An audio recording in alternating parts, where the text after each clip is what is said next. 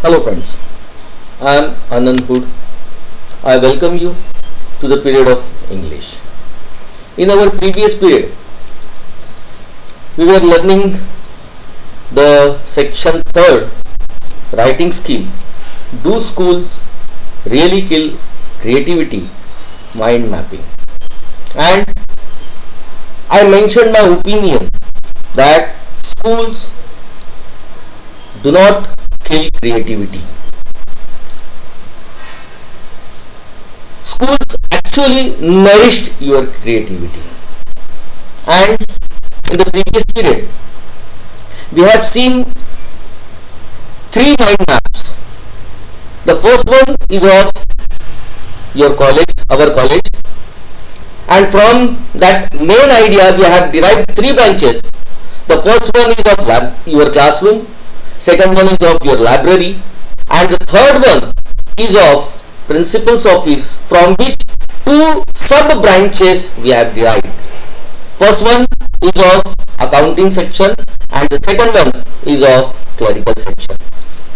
In the next mind map, the same idea was replaced by another. In the second diagram, we have used the idea of English literature, from which three main branches. First one is of drama, poetry and prose. And from the prose section, we have derived two sub branches.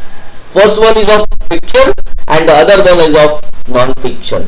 In fiction, there is novel, short stories, and in non-fiction, there is essay, article, etc. The third idea which I have represented before you is of the preparation of your board examination exam, in which we have mapped, we try to map what we have to do for the preparation of HSC board exam. These three things were seen in our previous period. Let's see in Marathi. मित्र हो, मागच्या period मध्ये आपण mind mapping किंवा do schools really creativity mind mapping या संदर्भात बघत होतो. ज्या संदर्भात मी आपल्याला प्रामुख्याने सांगितलं होतं की स्कूल्स, शाळा किंवा कॉलेजेस आमच्या क्रिएटिव्हिटीला कधीही मारत नसतात, तर उलट त्यांचं संगोपन ते करतात, ते नरिश्ड इट ज्याला आपण म्हटलं होतं. आणि याच संदर्भात आपण माइंड मॅपिंगच्या संदर्भात की कशा पद्धतीने एखादी गोष्ट आपल्याला लक्षात राहण्याच्या दृष्टिकोनातनं त्याला माइंड मॅप करायचं आहे, की जेणेकरून आमच्या सबकॉन्शियस माइंड मध्ये ती गोष्ट आली पाहिजे आणि त्या गोष्टीतनं आपल्याला वेगळ्या त्याचं एक्सप्लेनेशन सादर करता आलं पाहिजे, कशा शॉर्ट पद्धतीने ती गोष्ट लक्षात ठेवायची आहे. या संदर्भात तीन डायग्राम्स आपल्या समोर बघितल्या होत्या. पहिली डायग्राम होती, आपल्या समोर मेन आयडिया ठेवली होती आपल्या महाविद्यालयाचं, आपल्या कॉलेजचं चित्र, की ज्याच्यात आपण तीन ब्रांचेस काढल्या होत्या. एक होतं युअर क्लासरूम, तुमचं वर्ग, लायब्ररी, ग्रंथालय ज्याला आपण म्हणूया, आणि तिसरी ब्रांच होती प्रिन्सिपल्स ऑफिस, प्राचार्यांचा ऑफिस. आणि ऑफिसचे आपण दोन सेक्शन्स मध्ये डिवाइड केलं गेलं होतं, एक अकाउंटिंग सेक्शन आणि दुसरं क्लरिकल सेक्शन. ज्या अकाउंटिंग सेक्शन मध्ये आपल्याला ऍडमिशन घेत असताना फी भरावी लागते, काही फाईन आपल्यावर बसला असेल तर ते तिथे भरावे लागतात, आणि प्लस दुसरा सेक्शन जो याच्यातनं आपण काढला होता तो होता क्लरिकल सेक्शन, ज्यामध्ये बोनाफाईड सर्टिफिकेट, विविध प्रकारातले अर्ज, जे आपल्याला बस पास साठी अर्ज असेल किंवा अजून कुठला अर्ज असेल तशा प्रकारातले या ठिकाणी करायचे असतात, ते आपण त्या ठिकाणी बघितलं होतं. याच्यासोबत आपण हीच आयडिया, कॉलेजची आयडिया रिप्लेस करून दुसरी एक आयडिया घेण्याचा प्रयत्न केला होता इंग्लिश लिटरेचरच्या अंतर्गत, की ज्यामधनं आपण पुन्हा तीन ब्रांचेस काढल्या होत्या. पहिली ब्रांच होती त्या ठिकाणी ड्रामा, पोएट्री, दुसरी ब्रांच, आणि तिसरी ब्रांच आपण निर्माण केली होती प्रोजची, की त्या प्रोज मधनं आपण दोन पुन्हा एकदा विभागणी सेक्शन्सची केली होती. त्याच्यातनं सब ब्रांचेस काढल्या होत्या. पहिलं होतं फिक्शन ज्याच्या अंतर्गत आपण नॉवेल आणि शॉर्ट स्टोरीज येतात, आणि दुसरं त्याच्यातली ब्रँच होती नॉन फिक्शनची, की ज्याच्या अंतर्गत एसेज आणि आर्टिकल्स आपल्याला पाहायला मिळतात. यासोबत आपण तिसरा माइंड मॅप बघितला होता, की आपल्याला जर आपल्या HSC बोर्ड एक्झामिनेशनची तयारी करायची असेल आहे तर ती कशा पद्धतीने मांडायची आहे, कशा पद्धतीने ती गोष्ट करायची आहे, की जेणेकरून त्या गोष्टी आपल्या स्मरणात राहतील आणि त्या पद्धतीने आपण त्या करायच्या होत्या. या 3 संदर्भातले माइंड मॅप्स आपण बघितले होते. आणि आपल्याला मागच्या पिरियडमध्ये मी एक होमवर्क दिलं होतं, एक ऍक्टिव्हिटी आपण यामध्ये बघितली होती, की complete a similar type of detail graphical figure in your on style, showing the thought, idea, concept that keep on generating in your mind, and then you choose a pattern, style, design or a graphical representation to describe the same idea, fact, situation.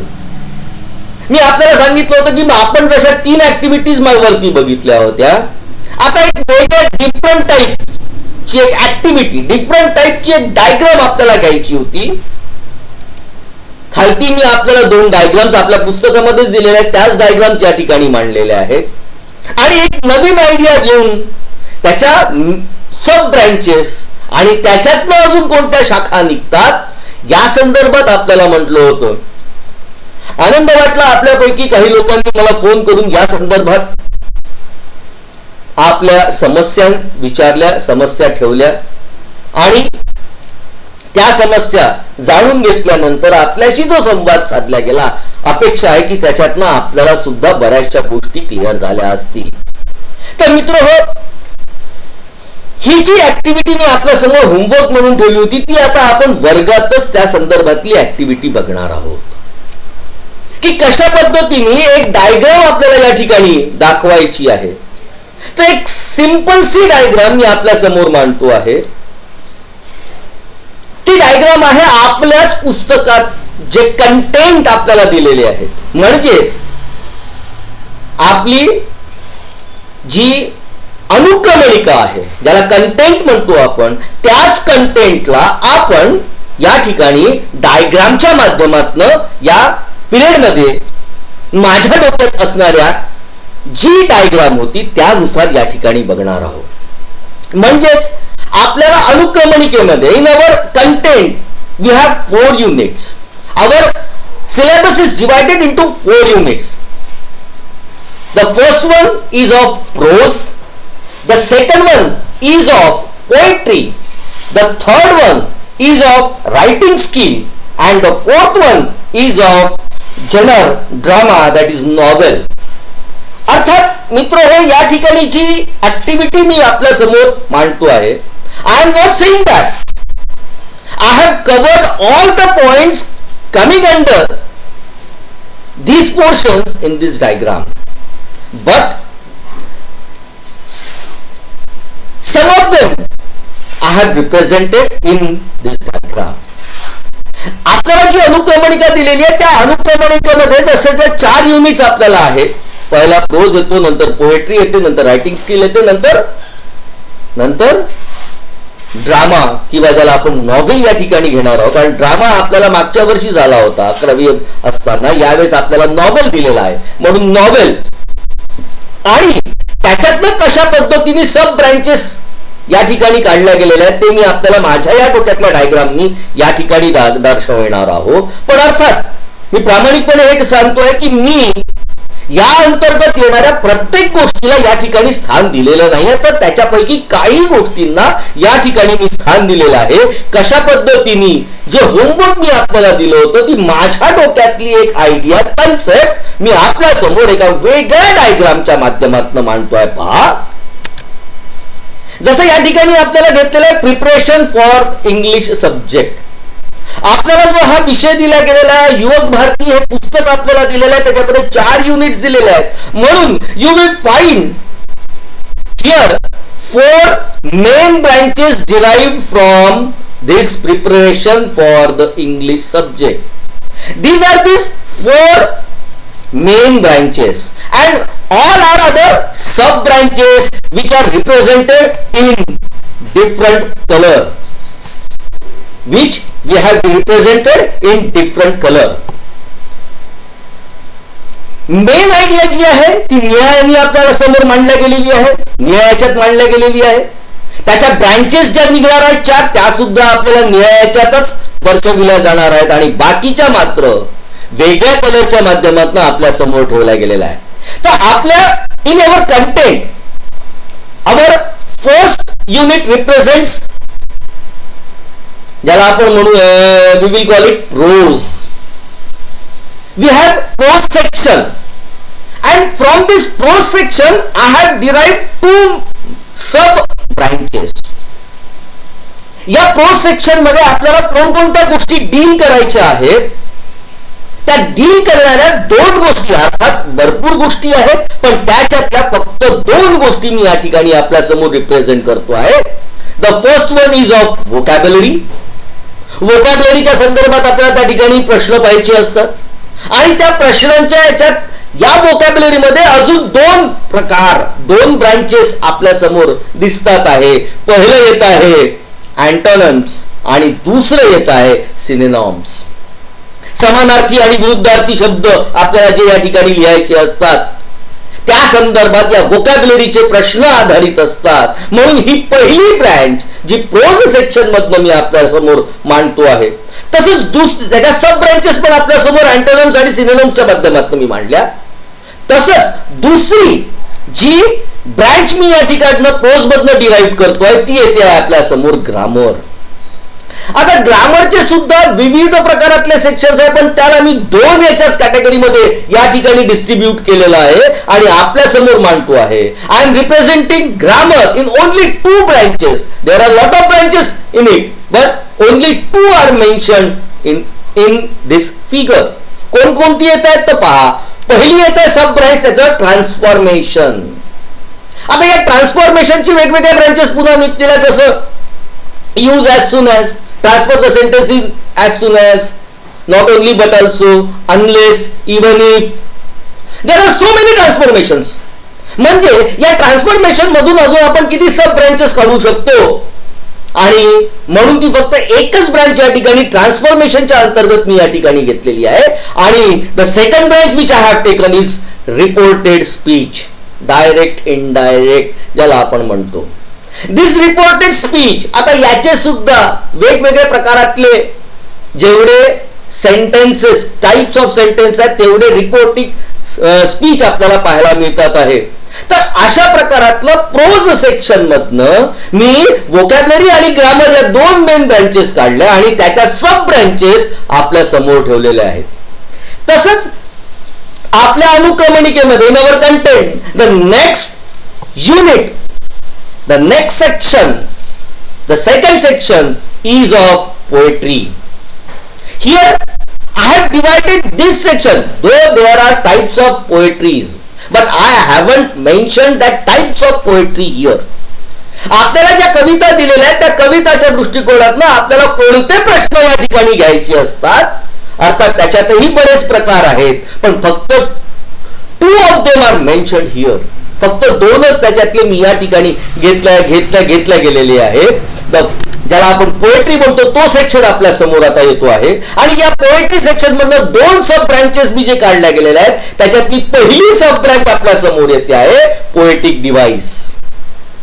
आता या poetic device च्या अंतर्गत विविध प्रकारातले figure of speech येतात. त्याच्यात ती branch निघू शकते. पुन्हा विविध प्रकारातले फिगर ऑफ स्पीच येतात. पोएटिक डिव्हाइस मध्ये पोएटिक राईम सुद्धा आपल्याला पाहायला मिळते आहे की नाही. तर अशा प्रकारातली पोएट्री सेक्शन मधनं निघालेली सेकंड ज्या दोन ब्रँचेस दाखवल्या जात आहेत त्याच्यापैकी पहिली सब ब्रँच मी या ठिकाणी घेतलेली आहे of poetic device and the second branch is of appreciation. आपल्याला हा सुद्धा एक सेपरेट प्रश्न यावेळेस अभ्यासायचा आहे. क्वेश्चन नंबर बी यामध्ये पोएट्रीच्या याच्यामध्ये प्रश्न क्रमांक क्वेश्चन नंबर 3B हा ॲप्रिसिएशनचा प्रश्न आपल्याला पाहायला मिळतो आहे.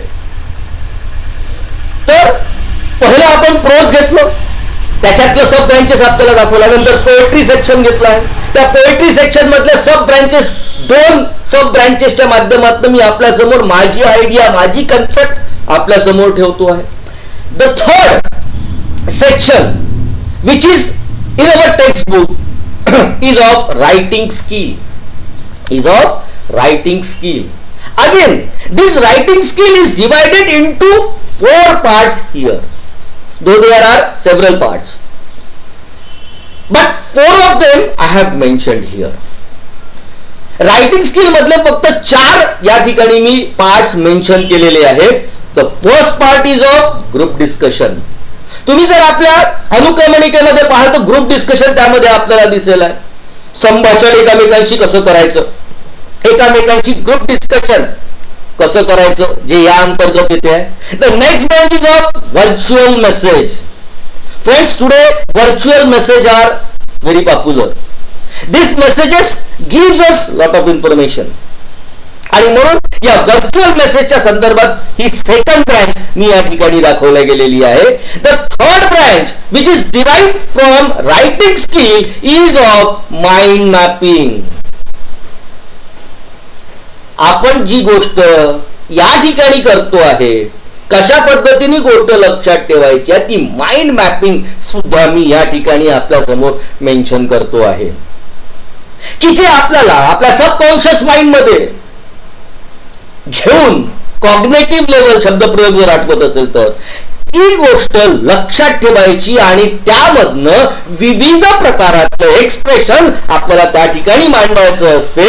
तर अशा प्रकारातला हा माइंड मॅप या ठिकाणी मी आपल्या समोर ठेवतो आहे. जो तिसरा पार्ट रायटिंग स्किल मधला आपल्याला पाहायला मिळतो आहे. आणि यानंतरचा चौथा त्याची सब ब्रांच आपल्या समोर येत आहे. SOP म्हणजेच स्टेटमेंट ऑफ पर्पज. जे स्टेटमेंट ऑफ पर्पज आपण पाहत कदाचित जे स्टेटमेंट ऑफ पर्पज जी ब्रांच आपल्या पुन्हा एकदा कंटेंट मध्ये अनुक्रमणिकेमध्ये दिलेली आहे, ती चौथी या ठिकाणी त्याची ब्रांच मी आपल्या समोर ठेवलेली आहे. आता रायटिंग स्किलचा सेक्शन संपल्यानंतर पहिले प्रोज झालं, मग पोएट्री झालं, मग रायटिंग सेक्शन रायटिंग स्किल्स झालं. आता जे चौथा युनिट किंवा चौथा सेक्शन आपल्या कंटेंट मधला येतो आहे, that is appearing on your screen and that is of novel. There are 6 branches derived from this novel. कारण या 6 गोष्टी, या 6 ब्रांचेस ज्या या ठिकाणी दाखवल्या गेलेल्या आहेत त्या आमच्या अभ्यासाच्या दृष्टिकोनातून अत्यंत महत्वाच्या आहेत. The first branch which is appearing on your screen is of theme of the novel. The next is appearing that is plot. Plot of the novel is also important. Then the next thing is appearing is of characters in the novel. जी गोष्ट तुम्हाला अभ्यासाच्या दृष्टिकोनातून अत्यंत महत्वाची आहे, त्याच्यात कोणकोणत्या गोष्टी महत्वाच्या आहेत या मी या ठिकाणी आपल्या समोर माइंड मॅपच्या माध्यमातून मांडतो आहे. The next thing, the fourth thing which is important is of setting of the novel. The next thing which is coming is of conflict, and the last thing appearing in this section is of style of the novel. म्हणजेच novel मधनं जे एकंदरीत 6 branches मी आपल्या समोर मांडलेले आहेत, theme असो, plot असो, कॅरेक्टर असो, सेटिंग असो, कॉन्फ्लिक्ट असो आणि स्टाईल, या 4 आमच्या सेक्शन्सच्या विविध ब्रांचेस मी आपल्या समोर माझ्या माइंड मॅपच्या माझ्या एका डिझाईनच्या माध्यमातून मी आपल्या समोर मांडलेले आहेत. कदाचित याच गोष्टींना घेऊन आपण एक वेगळं डिझाईन सुद्धा तयार करू शकता. You can use different type of diagram for this things and I will show you how different type of diagram can be use to represent these things. Now let's see the another design, the design which you have seen in the previous slide. I am converting this information into a different pattern. मी मागचं जे सगळं आतापर्यंत आपल्याला वर्णन केलं, विशद केलं, तेच एका वेगळ्या पॅटर्नच्या माध्यमातून आपल्या समोर ठेवतो आहे. पुन्हा एकदा आपल्याला दिसेल आहे preparation for the English subject. त्याच्या 4 ब्रँचेस मी आपल्या समोर आहात. Derive 4 branches: prose, poetry, writing skill and novel. And prose, grammar, vocabulary, and the next branches are mentioned here. This type of diagram or the other pattern you can choose to mention this information.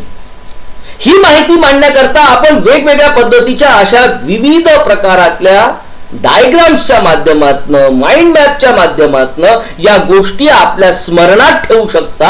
आणि या गोष्टी स्मरणात ठेवल्यानंतर यांना कशा पद्धतीने आपल्याला विस्तृतरित्या express करायचं आहे, हीच गोष्ट आपल्याला या ठिकाणी हे माइंड मॅप शिकवत आहेत मित्रहो.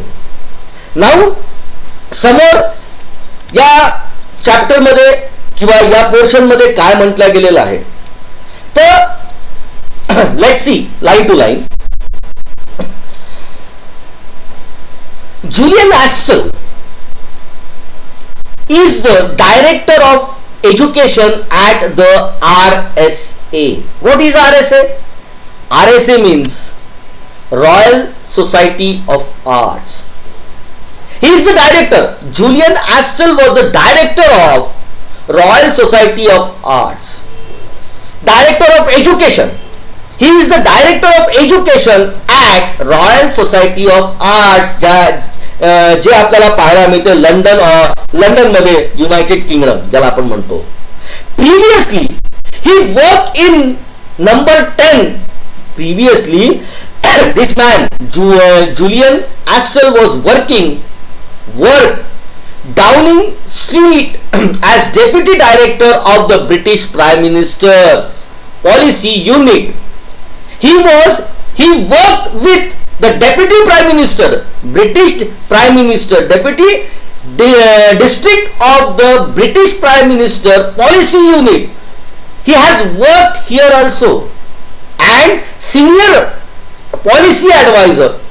He has also worked as senior policy advisor to deputy prime minister Nick Clegg. Nick Clegg, who was known as Sir Nicholas William Peter Clegg, who was the deputy prime minister, and he has also worked with him. He was the director of Center Forum, a Westminster's think tank. Such was Julian Astle. Julian Astle हा जसं आपल्याला या ठिकाणी दाखवला गेलेला आहे की तो एक director of education at Royal Society of Arts दाखवला जातो आहे. त्याच्या अगोदर he work in number 10 Downing Streets. Number 10 च्या डाउनिंग स्ट्रीट्स वर deputy director of the British prime minister's policy unit. British ज्याला म्हटलं गेलेलं आहे deputy director of British prime minister's policy unit मध्ये सुद्धा या व्यक्तीने काम केलेलं दाखवला जातो आहे. And senior policy adviser sorry, तो एक सिनियर पॉलिसी ऍडवायझर सुद्धा दाखवला जातोय. कोणाचा? ऑफ डेप्युटी प्राईम मिनिस्टर निक क्लेज. यांच्या नावाबद्दल आपल्याला मगाशी मी आपल्याला सांगितलं. Previously he was the director of centre forum. त्याच्या अगोदर he was the director of centre forum, जे Westminster's based think tank. He was the member of the think tank. जी विचार करणारी आणि त्या दृष्टिकोनातनं लक्षात सगळं एकंदरीत लक्षात घेऊन कार्य करणारे लोक असतात, त्यात त्यांना थिंक टँक म्हटलं जाते. त्याच्यामध्ये सुद्धा या जुलियन ॲस्टलनी काम केलेलं आहे. He has also work as a post conflict adviser to the British government in Whitehall and to the United Nations in Bosnia and Kosovo.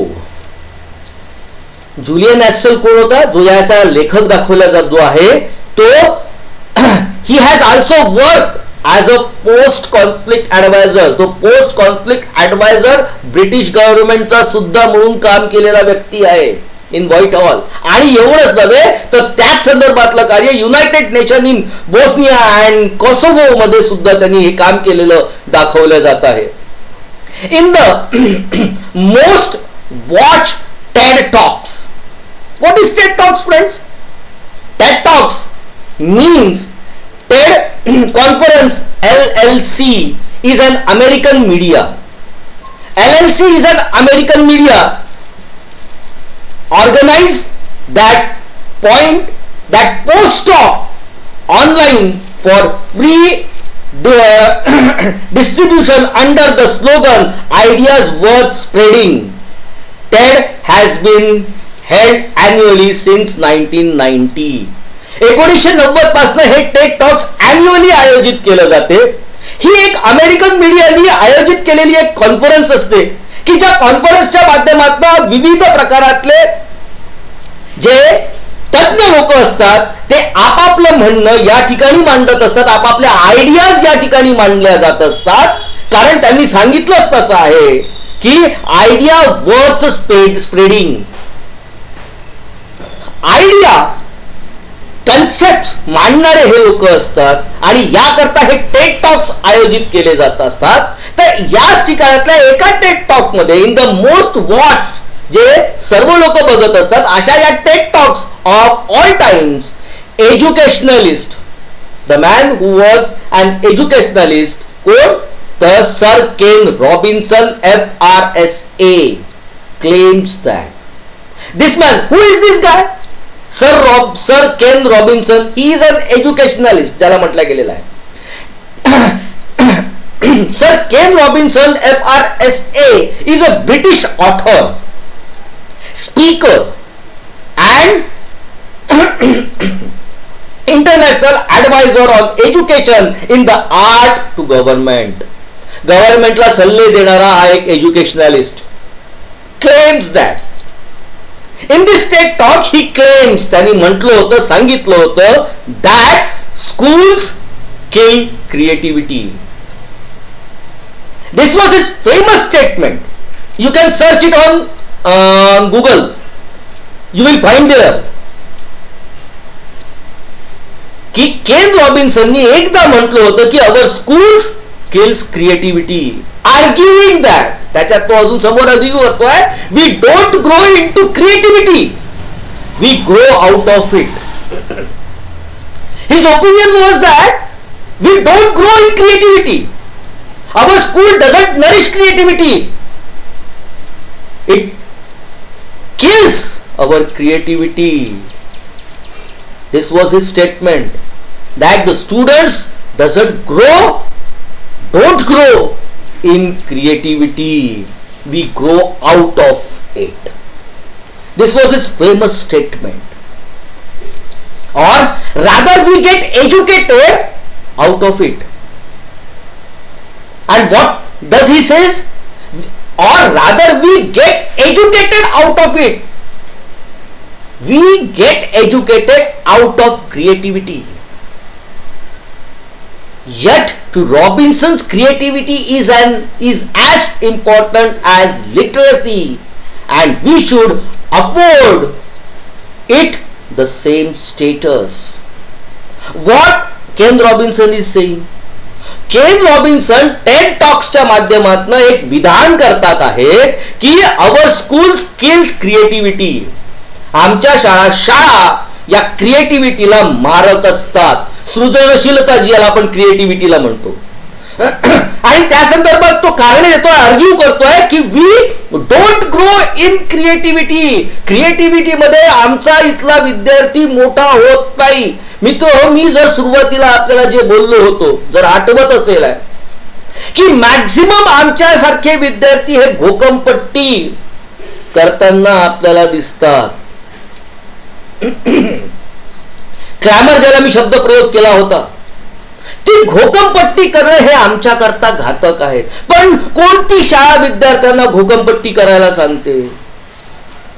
We try to nourish you, हे लक्षात घ्या. आणि हाच आरोप सर केन रॉबिन्सननी या टेड टॉक्सच्या माध्यमातून ती एक मांडला आणि म्हटलं की आम्ही या क्रिएटिव्हिटीच्या व्यतिरिक्त वाढतो आहे. Yet to Robinson, creativity is as important as literacy. What is literacy friends? Literacy म्हणजे आमच्या इथल्या विद्यार्थ्यांना जे लिहिता वाचता येते तो शिक्षित होतो आहे, दॅट इज लिटरसी. इनलिटरसी अज्ञान, त्याला काहीच येत नाही असं, त्याचा अपोजिट. म्हणजे जेवढं लिटरसीला महत्व आहे, जेवढं शिक्षणाला महत्व आहे, तेवढंच महत्व रॉबिन्सननी क्रिएटिव्हिटीला दिलेलं आहे. आणि म्हणून तो म्हणतोय we should afford it the same status.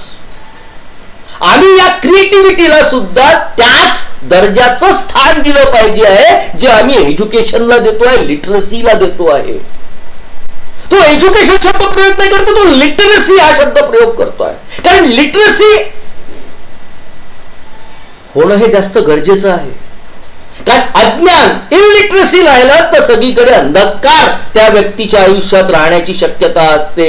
आणि म्हणून लिटरसीला महत्व दिलेलं आहे, म्हणून तो तेवढंच महत्व क्रिएटिव्हिटीला द्या असं आपण तो म्हणतोय. या संदर्भात मित्र मला अजून एक आपल्या समोर गोष्ट शेअर करायची आहे, जी कदाचित मी आपल्या समोर पुन्हा एकदा कधी पुढच्या पिरियड मध्ये करीन. आता या रॉबिन्सननी जी गोष्ट या ठिकाणी मांडलेली आहे ती आपण माइंड मॅपच्या दृष्टिकोनातून कशा पद्धतीने लक्षात ठेवायच्या, कशा पद्धतीने मांडताय ते आपल्याला पाहायचं आहे.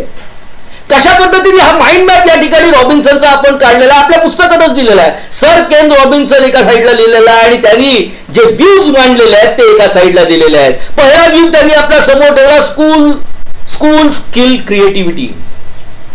सेकंड पॉइंट त्यांनी या ठिकाणी आपल्या समोर ठेवला, एज्युकेशन आउट ऑफ क्रिएटिव्हिटी.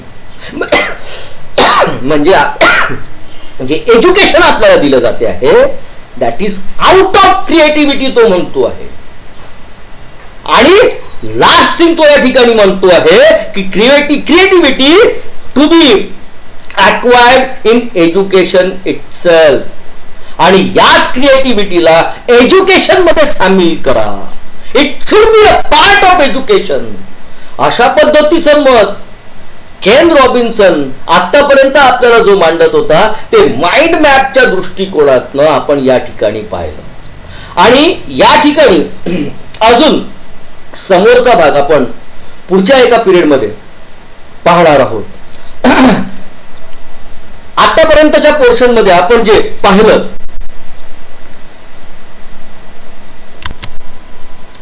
या संदर्भात जर आपल्याला काही प्रॉब्लेम असतील आहेत तर कृपया माझ्याशी संपर्क करा. My number is flashing on your television screen.